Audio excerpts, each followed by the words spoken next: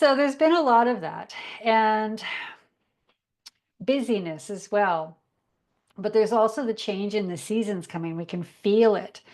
And with that in itself, that it can give us this energy that we really want to move forward to get out of the winter doldrums, but we're still kind of stuck. I had a couple people in today that were just loving the sun, but not too thrilled about the wind because it was still, kind of biting through their clothes. So there's a lot going on right now. So what's going to happen come, well, Saturday as we walk into March, as we march into March, there is eclipse season coming up. And there's a couple retrogrades in there, and there's a spring equinox. So, oh my, I wanted to bring that to your awareness and just give you the themes of what's coming up for March, just so that you can be aware, so that we can just kind of move through the month of March a little bit easier with a little bit more ease and grace and dignity involved. Okay. So I'm just going to make sure I have my phone off. Yes. Okay. So what do we got going on? Okay. So right away we have, and remember, I am not an astrologer. This isn't my gift, my forte, if you want to call it that. But I do some research on it so that I can just again have some awareness around it of what's going on. So going into March right away, we have the planet Venus going retrograde. So Venus being all about love, all about unconditional love, bringing in the feminine energy, and with it going retrograde, like anything that goes retrograde kind of goes backwards, right? It's the opposite of what it should be. So as we're moving into spring, for one thing, the energy of the spring equinox, you know, right now, as you can see outside, there's a lot of ice and snow melting. There's a lot of muck and mud, and this is what the energetics of the spring equinox is as well. So on a physical level, we are moving away from the cooked heavy foods of winter.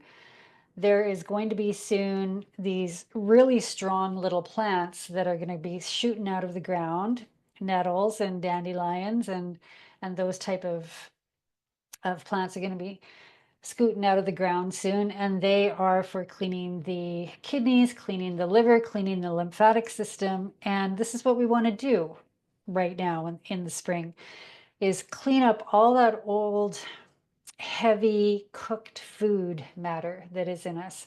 Clean up our systems, our alimentary organs, open up our channels so that we feel a little lighter going into spring and then summer, right? We all want to feel a little lighter in the summertime. So with the melting of the snow, the melting of the ice and the mud, we can often go through this on an emotional level as well, right about now.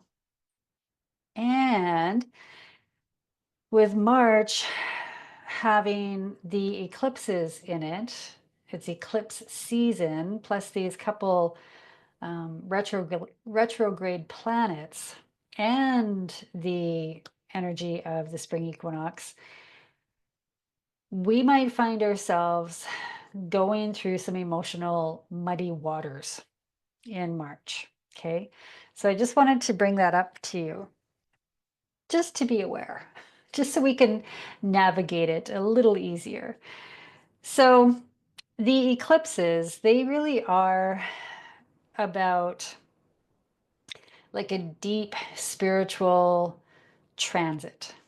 Okay, so watch for stuff that's coming up for you that needs to hit the road. They the eclipses are really about reflecting our subconscious desires and reflecting some of our subconscious caca as well, right? Now, the Venus part, with Venus going retrograde, as I said, Venus is the planet of love. It's the planet of relationships. It holds the energy of our values and our creativity, even a little bit with our finances. Okay. And so, with it going retrograde or backwards, not that it necessarily does, but the energetics of it definitely do. This is the type of thing that we're going to have to watch for. Okay. So, you think about unconditional love, and the opposite of that, there may come the energy of a little bit of selfishness pop up for us, a little bit more reactive states when we're dealing with others. The other planet that's retrograde is going to be Mercury, of course. And so Mercury is all about communication. Okay, so you got Venus going haywire, you got Mercury going haywire. Venus being, the unconditional love, and then the flip side being more of that sort of selfishness and reactivity in relationships. And then with Mercury being all about communication, we may find that we have quite biting words to our loved ones or people that we're close to. So watch for that. Okay. With the finance part as well, watch for this also, because when we're dealing with that energy of sort of that backwards motion or that flip side of Venus, and it's about finances, and then Mercury about communication, and if that's all frazzled because everything's retrograde, we may see things that we think we need because the communication is all messed up, and we may buy, and then really go into buyer's remorse after that. So watch for that. The impulsiveness around finances this month as well. Okay, so the impulsiveness with our speech and our actions towards people, and also the impulsiveness of using our finances. Just take a step back, and we're going to go through a little exercise about this.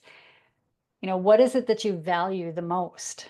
What is it that you value the most in relationships? What is it that you value the most just out there in society, right? And when you have a little bit of clarity on this, of not that you won't have clarity right now, but sometimes you just need to bring it to the forefront when stuff is going on like this. Bring those values of ours to the forefront so that they're in our vision, they're in our awareness.